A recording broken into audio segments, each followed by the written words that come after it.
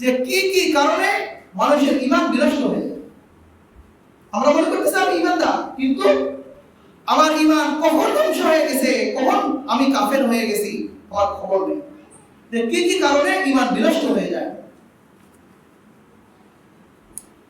তার মাঝে একটা উল্লেখযোগ্য কারণ হলো, যদি কোনো মুসলিম হুজুর সাল্লাল্লাহু আলাইহি ওয়াসাল্লামের আনিত ধর্মের কোন বিষয়ে বা আল্লাহ তাআলা যে সমস্ত শাস্তি নির্ধারণ করেছেন, যে সমস্ত বিধান দিয়েছেন, এই সমস্ত বিধানের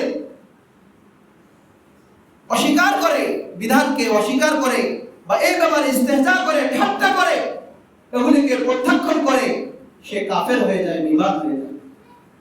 এ সম্পর্কে হয়তো দুনিয়াতে সে বুঝতেছে না, এইভাবে সে পার করে গেছে, মুসলমানের সঙ্গেই বসবাস করছে।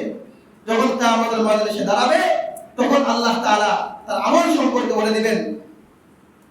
আর এটাকে এই বিষয়ে সতর্ক করবার জন্য হুজুরকে নির্দেশ দিয়েছে, আপনি এই কথা বলে দেন, কুল আবিল্লাহি ওয়া আয়াতিহি ওয়া রাসূলিহি কুনতুম তাস্তাহজিউন।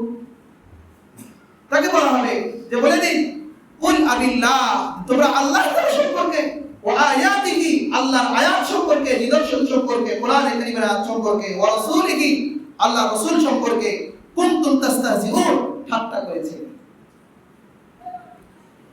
আজকে আমি মুসলিম, আমি কোরআন মানবো, আপনি একজন মুসলিম মুসলিমা, আপনি কোরআন মানবেন, এটা আপনার ফরজ। আপনাকে আমি কথা বলতেছি, মানে আমি আপনার কল্যাণ কামনা, আমি আপনার কল্যাণ কামনা করতেছি, কিন্তু আপনি আমাকে শত্রু ভাবতেছেন। ওই যে বাচ্চা যখন ছুরি নিয়ে দৌড়ায়, আমরা তখন ছুরিটা ছিঁড়ে নেই, তখন সে খুব কান্নাকাটি করে আর মনে করে যে এটাই আমার নির্দয় বাপ। কি বলেন কবি, বলেন মাইনে চাকু তুঝসে সিনা है तो चिल्लाता है तू, मेहरबा हूँ मैं मुझे ना मेहरबा समझा है तू। जब আমি তোমার থেকে চাকুটা ছিনিয়ে নিলাম, है तो चिल्लाता है तू, আর তুমি চিল্লাতে শুরু করে দিয়েছো যে মেহরবা হু, আরে আমি তো তোমার প্রতি মেহেরবান, দয়াশীল। কারণ এটা দিয়ে কখন তুমি পা মারবে, শরীরে আঘাত করবে, হাত কেটে ফেলবে, কিন্তু তুই মুঝে না মেহরবা সমঝা, আর তুমি আমাকে মনে করতেছে তুমি এই ব্যাপারটা জানো। ঠিক আজকে আমরা সরকার